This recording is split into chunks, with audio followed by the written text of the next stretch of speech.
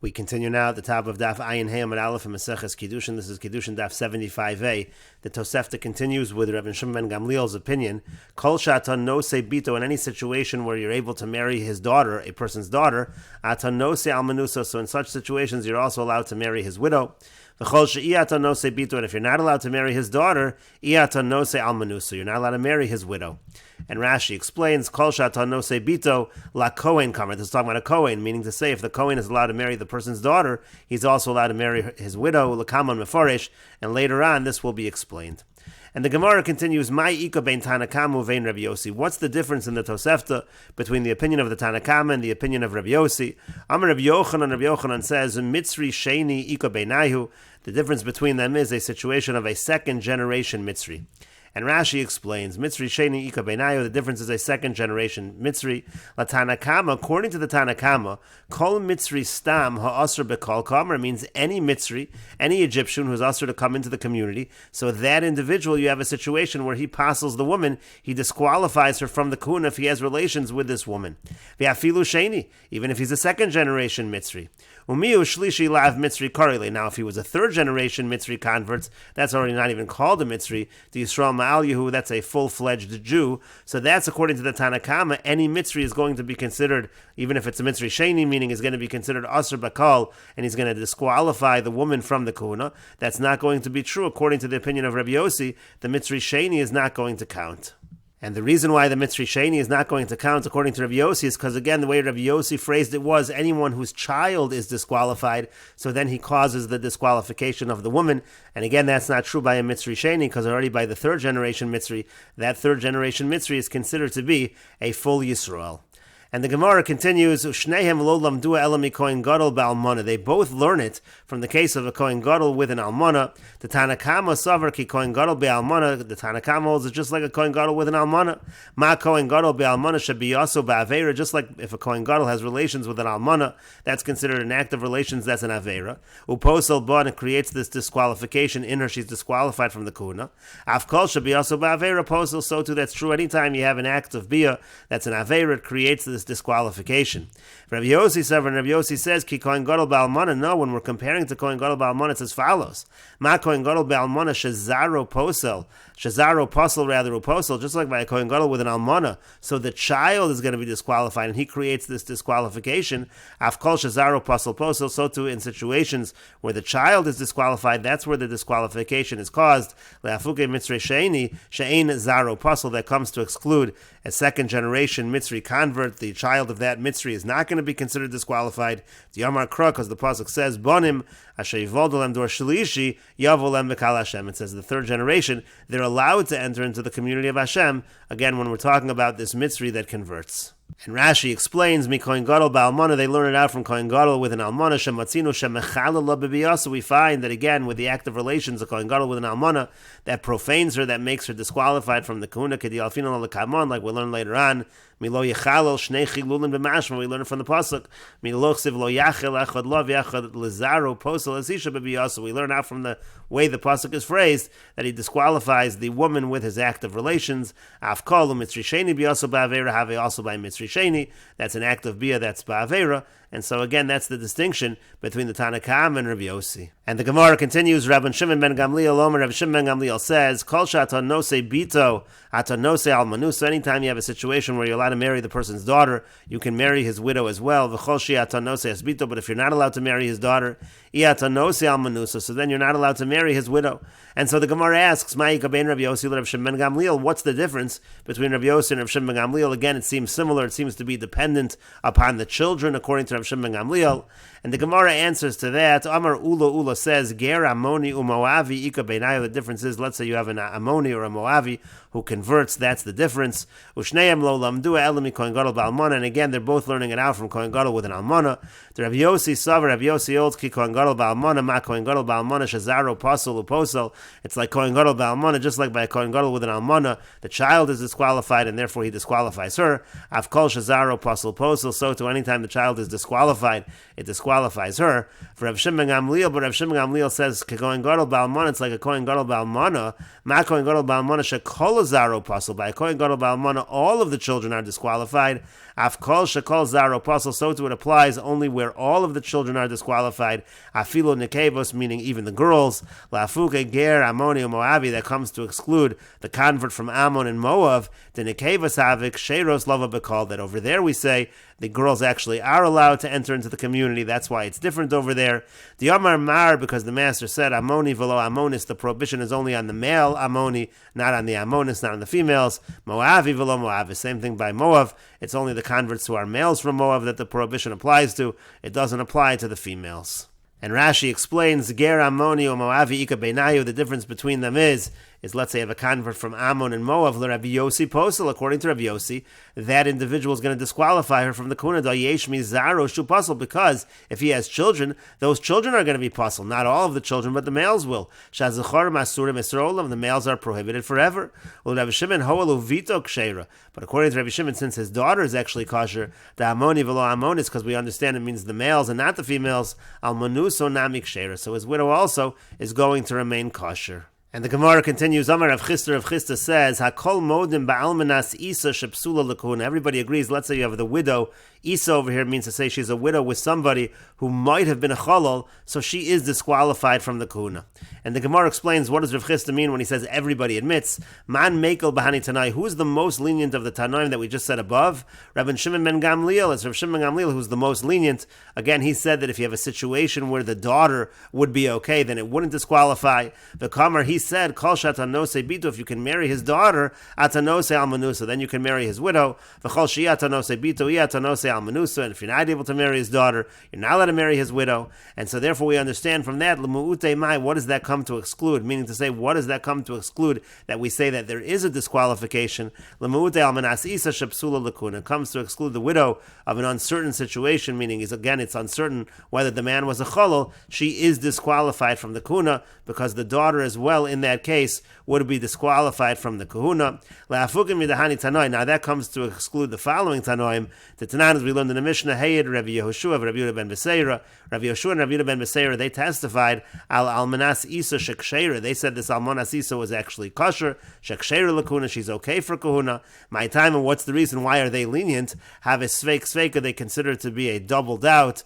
Sveik sveika lakula. When you have a situation of a double doubt, so then we say that we're lenient in such a case. And Rashi explains, Almanas Isa b'chsubas mefarish almanas safek cholol. The case over here, she's a widow, and she was with someone who it's a doubt whether the individual is a cholol. Shaisamu reves b'sfeikas balo hayasafek v'yiba mikocho ta'avala sfeik sfeika. Already the husband's already a safek whether he's a cholol. She's already being prohibited because of him. That's why it's considered a sfeik sfeika. Lemuute almanas Isa dehoel diatanose bito.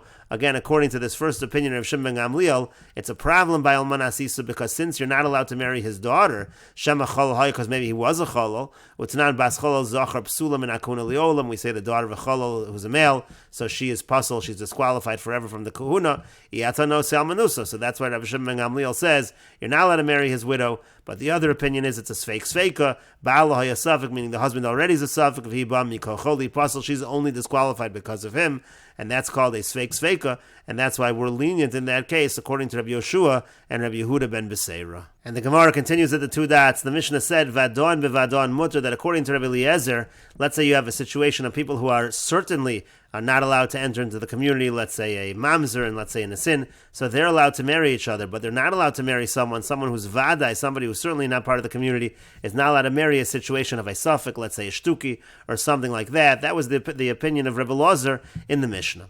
And the Gemara says, Amar Rav Yehuda, Amar Rav. Rav Yehuda says, the Rav says, halachic Rabbi Eliezer, the halach is like Rabbi Eliezer. Again, the halach is that we are strict. The vadais are not allowed to marry the suffix. Ki amrisa kame de Shmuel. And the Gemara says that Rav Yehuda says, when I said this in front of Shmuel, Amar Li, he said to me, Hillel Shona, that Hillel taught, Asari Yuchsim Alumi Bavel, that there were 10 different kinds of lineages that came up from Bavel, including both vadais and suffix. V'kula mutarim lavo zebazeh, and they're all mutter to marry one another. In other words, Hillel is lenient. V'yata amrit halacha Rebbe Lozer, and you're saying that the halach is like Rebbe Lozer, that we're strict. So Shmuel was saying you should certainly be lenient. So according to this understanding, Rav is the one saying that we're strict in this case, and Shmuel is the one saying that we're lenient. And so the Gemara says, V'rami de Rav ad Rav, V'rami de Shmuel ad Shmuel. We have a contradiction within Rav, and we have a contradiction within Shmuel as well. The Itmar, because we learned as follows, Machlokas Amoroim, Arusa She'ibra, let's say you have a woman who's betrothed, and while she's betrothed, she's not yet married, she's still an Arusa, she becomes pregnant. Rav Amar Havlad Mamzer, Rav says that the child is considered a Mamzer, Shmuel Amar Havlad Shtuki, and Shmuel says that the child is considered a Shtuki. Now in this case, of course, we really don't know what happened. It's a situation of Suffolk. We don't know if she became pregnant from the Arus, from the person she's betrothed to, or from somebody else, and it's really a mamzer. And so the Gemara now explains, what does Rav mean when he says that the child's a mamzer? What does Shmuel mean when he says the child is a shtuki? The Gemara assumes as follows. Rav Amar Havlad Mamzer. Rav is saying the child is a mamzer, meaning mutter b'mamzeres, meaning the child is mutter to marry a mamzeres, meaning apparently Rav is lenient when it comes to suffix and vadais, because this is a case of a suffix who seems to be mutter with a mamzeres, seems to be mutter with a vadai. That's what he meant by Vlad Mamzer. Shmuel Amar Havlad Shtuki, and apparently Shmuel was saying the Vlad is a shtuki, a suffix situation, we don't know who the father is. V'asr b'mamzeres, and apparently Shmuel is being strict and saying asr b'mamzeres, so it seems to be a contradiction within Rav and a contradiction within Shmuel. And the Gemara says epoch, so just reverse it. Rav Amar Havlad Shtuki, Shmuel Amar Havlad Mamzer. Just say it's Rav that says that the child is a Shtuki, and it's Shmuel that says the child is a Mamzer. Gemara says, well, if you reverse it, Tarti Lamali, if that's the case, why do they need two teachings that are identical? And the Gemara answers, Stricha, it's necessary to teach it in both cases. The Itmar Baha, because if I only had that case, meaning our case in our Mishnah, Baha Kama Rav, so over there Rav is strict, Mishum Derov Ksherim Etzla, because in a situation of Shtuki, let's say in our Mishnah, the majority of men are actually kosher with regards to this woman, with regards to this mother, and therefore the odds are that the child actually is a kosher and is not allowed to marry a mamzer. That's why Rav is strict and says that the shtuki cannot marry the mamzer, the suffix cannot marry the vadai in our Mishnah. Aval Hasan, but over there, when you're talking about a situation of a betrothed woman, the rov petzulam etzla, the majority of men are actually disqualified to her. She's like a married woman, and so therefore the odds are that this child actually is disqualified. So ema modi l'shmuel. So maybe I would say that Rav admits to Shmuel. We could be lenient and we could treat this child like a full mamzer. V'yitmar b'hachin, if we only had this case, ba'akam Rav mishum de'iko le'mislabaris, you could say the opposite logic as well. Maybe over here, Rav is going to say, in the situation of the aris, in the situation where you have a betrothed woman, so in such a situation we say, Rav is going to say in that case that we're strict. Why? Because there's a real possibility that she had the baby with a man that she's actually betrothed to. And therefore, again, there's a real possibility it's a kosher. You have to be strict and not allow this child to be with somebody that's excluded from the community. But again, in our Mishnah, maybe Rav would admit to Shmuel. Maybe Rav would say in such a situation you could be lenient. So it's tzricha. So that's why it's necessary to teach both cases. And the Gemara continues by saying, if you want, I could say liolam lo seipach. That really you don't have to reverse the second case by the arusa. You don't have to reverse it. And again, Rav said in terms of our Mishnah, the halacha is like Rav Elazar, and we are strict, but you don't have to reverse it because over here, umay mamzer dekama Rav. What does Rav mean when he said the child's considered a mamzer? Lav mutter b'mamzeres. He doesn't mean to say to be lenient and say the child is mutter b'mamzeres. Ela da'asr b'bas Yisrael. He just means that this child is not allowed to be with a bas Yisrael, with a Jewish girl. It's just a way of saying to be strict. Ushmuel Amar, and Shmuel says havlad shtuki, that the child is shtuki. Da'asr b'bas Yisrael, but that also means the child is also with the bas Yisrael. So ihachi hainu d'Rav. So if so, that's identical to Rav. So you can't give this explanation. And so the Gemara instead gives an alternative explanation. Alamai shtuki. What does it mean shtuki? In other words, when Shmuel says havlad shtuki, shemeshaskin oso midin kahuna, which just means to say we silence this child. This person is not allowed to be with kohanim, is not allowed to marry into the kahuna. Gemara says pshita. Well, that's very obvious. Hashta midin Yisrael mishaskin alei. We're already silencing this person from other Jewish people. They're already excluded. Midin kahuna mi boy. Do we even need to talk about the kahuna? Elamai shtuki. Rather, what does it mean shtuki? Shemeshaskin oso minichseyav. It means that we quiet him, we silence him in terms of getting property from his father. We don't know who his father is. The Gemara says pshita, but that's also obvious. Miyadina navu amanu. Do we know who his father even is? And to that the Gemara says it's not so obvious. Lo no tzrich. It's necessary to tafas that he actually already grabbed the property. It's in his possession. Maybe you would say then he'd be allowed to keep the property, but that is not the case. And the Gemara continues by saying, if you want, I could say, what does it mean shtuki? My shtuki beduki. What does it mean shtuki? It actually means beduki, according to Shmuel. We investigate. Shabod kimas imo, that we can actually investigate with the mother and ask her. V'omeres lakosher navalti, and if she says that she had relations with somebody who was kosher, namenes, she's actually believed, and Shmuel is actually being lenient over here. And the Gemara says, Kaman, well, who would that follow? Rebbe Gamliel. That would follow Rebbe Gamliel. Ha'amar Shmuel Chadazim. The Shmuel already said that one time. Tanan, because we learned in the Mishnah, Haisa Muberes, if she's pregnant, V'amru Lamativu Shalu Berzeh, and we say, what's the status of the child? Meish Ploni V'Kohen, who, and she says it's from so-and-so is a Kohen. Rebbe Gamliel, Rebbe Eliezer, Omrim Ne'menes. Rebbe Gamliel, Rebbe Eliezer say she's believed. Rabbi Yoshua, Omer Eina Ne'menes. Rabbi Yoshua says she's not believed. V'yomer, Rav Yehuda Mar Shmuel, Halachak Rebbe Gamliel. And Rav Yehuda says that Shmuel says, the halachas like Rebbe Gamliel. We know that Shmuel holds like Rebbe Gamliel in that regard. And the Gemara says, no, tzrich, again, it's necessary. Because again, if you only had that case over there, so we'll say over there, most of the people are kosher to her, so therefore there's a reason to be lenient. But over here, again, we're talking about a situation of a betrothed woman. Most other men are disqualified to her because she's an arusa, a malo, so I would say not. So tzricha, that's why it's necessary to teach the case in this situation as well. And Rashi explains, again, there was a suggestion that shtuki means we silence the child from the midin kahuna, from the status of the kahuna, meaning him haya ha'aris kohen. Let's say the aris was a kohen, he wants to claim he's a kohen. We silence him from that. The Gemara said that's obvious. Then the Gemara said we silence him from the property of his father. And the Gemara said, miyadina navu amanu. Do we know who his father even is? The nepok nichsi mishar yarshi shal aris v'nesav lai. We're going to take away property from the other actual inheritors of the aris and give it to this child. And the Gemara said to that, the toughest, the case over here is he actually grabbed the property. The toughest nichsei aris. He grabbed the property of the aris mishameis from after he died. V'yomer avihoyi said it's my father. Yashmin and Shmuel demafkin lumine. And Shmuel saying even in that case we take the property away from him. And the Gemara continues, Tanya, we learned in a brayso, V'chein Rebbe Elazar Omer, similarly Rebbe Elazar says, Kusi lo yisa kusis, a kusi, a Samaritan man, is not allowed to marry a kusis, meaning a Samaritan woman. My time, and what's the reason? Amar Rav Yosef says, Asa'u keger la'achar asora doros. We consider the kusi like a convert after 10 generations. The Tanya that we learned in a brayso, ger asora doros mutter b'mamzeres. Again, according to the understanding that a ger is allowed to marry a mamzeres, that's only until 10 generations that he can marry a mamzeres. Mikan v'elach, but let's say you have somebody who descends from converts and it's already past 10 generations, so asur b'mamzeres. At that point in time, nobody realizes this individual is part of a family of converts, and therefore he's prohibited to marry a mamzeres. V'yesh omer, and some say, until the fact that he comes from avodas kochavim, from a family that used to worship idols, until that leaves him, until that point in time, he can marry a mamzeres. But once that leaves him, again, people have no recollection any longer that he comes from this family, so then he can no longer marry a mamzeres. And so therefore, it's similar over here as well. When it comes to the kusi, essentially Rebbe Elazar is arguing people have forgotten his Samaritan lineage, and therefore he's not allowed to marry another Samaritan. And the Gemara says, Amarle Abaya says, me dummy, how do you make such a comparison? Hasam ger yashin mamzeres chadasha.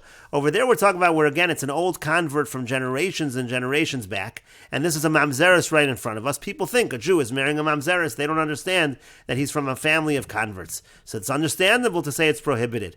Amri bar Yisrael hu dekanasa mamzeres. People are going to say that a Jewish man is marrying a mamzeres. But over here where the kusi is marrying the kusis, so if you're considering the kusi like nobody remembers that it's a kusi, the kusis is the same thing. Idi v'idi ki adadininu, they're identical. So if you're already saying the kusi, everyone thinks he's Jewish. The kusis, everyone thinks she's Jewish as well. Why would that be a problem? And so the Gemara says, rather when Rav Dimi came, he said, Rabbi Elazar savar like Rabbi Yishmael, that Rabbi Elazar holds like Rabbi Yishmael. And we'll take a look at Rashi over here. Rashi says, Ger Yoshan v'haroa einu makir l'fnim, the savar shu Yisrael habam Yisraelis. Person sees this ger, an old ger, doesn't realize that that's what he comes from. He thinks he comes from a Jewish woman.